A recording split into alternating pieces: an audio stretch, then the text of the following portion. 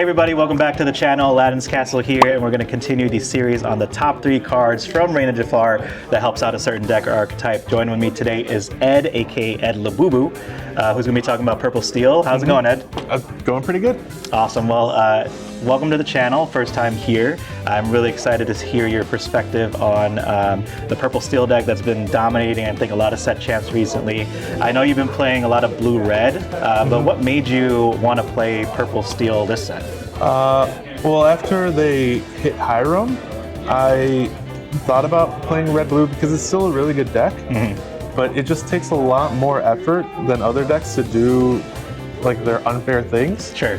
So I really didn't want to go to locals, play against red-purple, red-purple, red-purple, just unfavorable matchups that you really have to try really hard to win. Okay. And I thought, like, what's the most straightforward, do the one thing deck, and that's Purple Steel aggro. Right.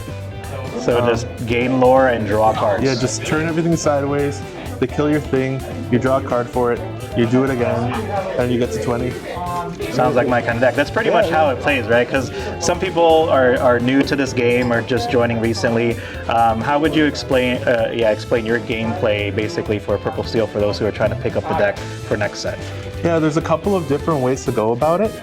There's the more like mid-rangey list with like rabbits and genies, where you also have Zeus's to kind of like control the board. Okay. There's the Jafar list with like the whole new world that's been a little more popular. Sure. I didn't really take a lot of time to test with that. Okay. I just kind of played it at locals one week, but I didn't really give it the time it needed. Okay. But the one that I thought was the best going into like this new set was the low to the ground, play a bunch of 1-drops, play a bunch of Smees, play a bunch of docks and draw cards. Okay. A little bit more aggro, low to the ground. Yeah, yeah. Okay, awesome. And that's probably one of the better takes for the next set coming up there. Speaking of the next set, there's a whole new card pool also that we got from Reign of Jafar. Were there any new strategies that kind of came out from Reign of Jafar that kind of helps out the Purple Steel kind of archetype? Yeah, I don't think it gains too much. There's some... Or even like just expanded on prior support. I think a lot of people, at least in the start of the set, are going to be experimenting with Beyond the Horizon. Sure. Yep. So having a deck that plays low to the ground and that can recover really well is going to be pretty important, I feel, at least in the first months while people are really trying to make Beyond the Horizon work. Sure, okay. Yeah, and I also know that because Jafar, this is Jafar's set, there's a whole bunch of like illusions and stuff like that. So I think I see that as becoming maybe like a subcategory of maybe the mid-range version of Purple Steel, where you could just play a bunch of free illusion characters with that new Jafar, the set champs Jafar, where you could like discard a card and play an illusion character for free. Yeah, I wish it was just a little more unfair, because it's just a little too late, bad. maybe, right? 5 costs, plus you gotta wait till you quest and stuff, but yeah, cool. All right, so jumping to the main topic then, in your opinion, of course, what are the top 3 cards from set 8 that helps out the Purple Steel decks? I've got a couple of honorable mentions first. Okay. I really like the Stitch Alien Troublemaker. Yeah. It's a 4-drop, 3/4 inkable. During your turn, whenever it banishes another character in a challenge, you can draw a card and gain a lore. Okay. So it's just it's like a more expensive Calhoun that's inkable. Okay. But it also draws card, which helps you have to rely on your docks a little less. Okay. Yeah, it kind of reminds me also like a Calhoun and also like a Jafar, the Snake Jafar, where you draw banish and draw a card. So, but it's a little better set than the Snake Jafar, which is nice. Okay. Nice. And then I also like Desperate Plan. I think that one might be a little higher than an honorable mention. It might be in the top 3, but just it's a little restrictive with if you don't have exactly 0 cards in hand, you don't get the full 3 cards, which is kind of like worse than Doc. So, but it's a nice backup to Doc too. Like I'd assume you'd be playing this and Doc in the same deck just to kind of keep refilling your hand. So I could see that being a great card too. But I think my top 3. Yeah. I think for number 3, I'll go with Namaari. She's a 5-drop inkable 0/5, quest for 2. And when you play her, and at the start of your turn, you can draw a card and then choose and discard a card. Okay. And then she also gains one attack for each card in your discard. So she kind of dodges the red removal.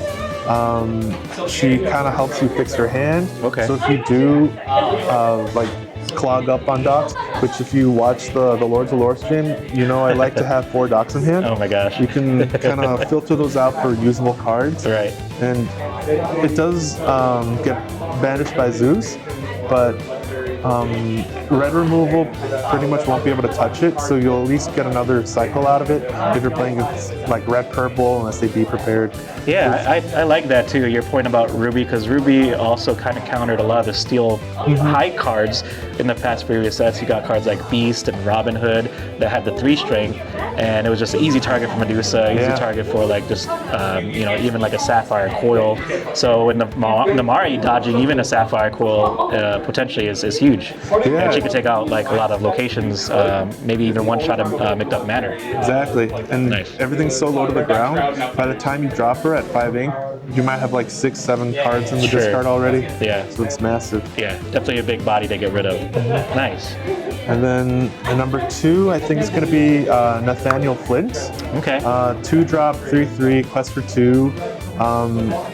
It's also a pirate captain. Yeah, a lot of sub names in there. Yeah, the restriction is you can't play it unless an opposing character was damaged this turn. So it won't be something you really play on turn 2, but you can play like multiples like later on, like you can sure. chain off docks. Okay. And it'll protect your Smees too because it's a captain. Okay. So it's just like playing another 4 copies of Smee. So good aggressive cards. So you play this with Smee and Dox and kind of just dump your hand because it only costs 2. Yeah, and it's restricted, but it's inkable, so you can't play it. You can just put it in the inkwell. Yeah, funny enough, Joey, we just did his Ruby Steel coverage, and this was in his top 3 decks as well for those decks. And I think when rotation hits, if Smee's not obviously reprinted, this would be like the next Smee. So, Yeah. I could see that. Cool. Then on to your number 1, I guess. I think my number 1's a little controversial, a little shaky. I guess we're gonna have to see what kind of metagame we're going into. Okay. But it's Forest Duel. It's a 5-drop, inkable action.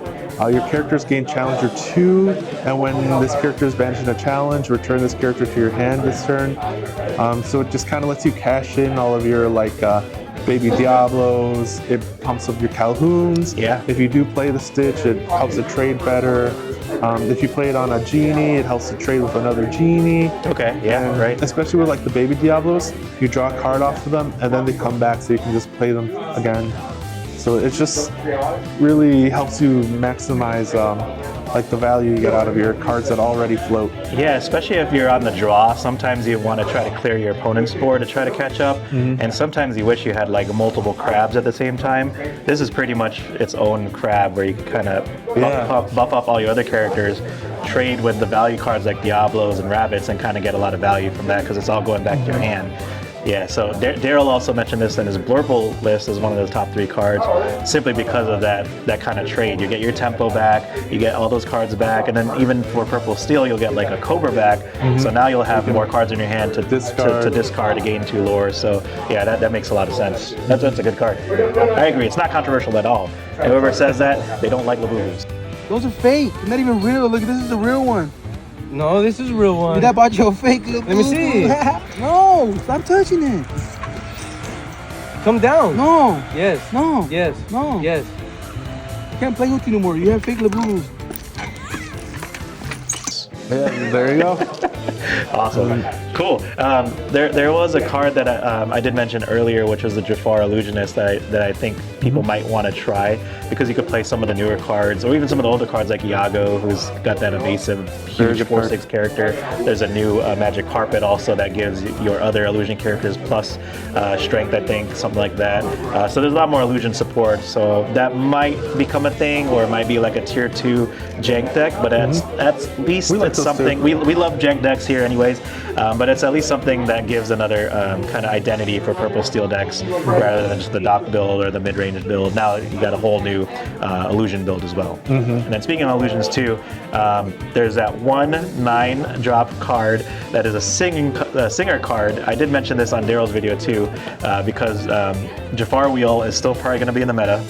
So I think there's got a lot of like sing together cards. It's the one singer card where if you sing, you draw a card and you gain a lore for each character. The Madrigal. Yes, the Madrigal card. That might be in the meta because there's a lot of Jafar Wheel that popped up in the last couple of weeks of set champs. So I think that might be something to think about too. Everyone's drawing cards these days, or they're discarding cards. So I think it's something to look out. Nice. So to close that, what are your predictions for Purple Steel into the new meta as Set 8 emerges, in the next coming weeks or so? I think the villain of this set's going to be Amber Steel with its ability to be on the horizons on turn 3. Sure. But another deck that can repeat to kind of prevent that might pop up, and that's Purple Steel. Right. Okay. And that counters. How was the matchup generally between Amber Steel and Purple Steel in your kind of experience? It's more in Purple Steel's favor just because of the repeat and the Calhouns and everything. Their removal kind of just puts another card in your hand, so it's a little.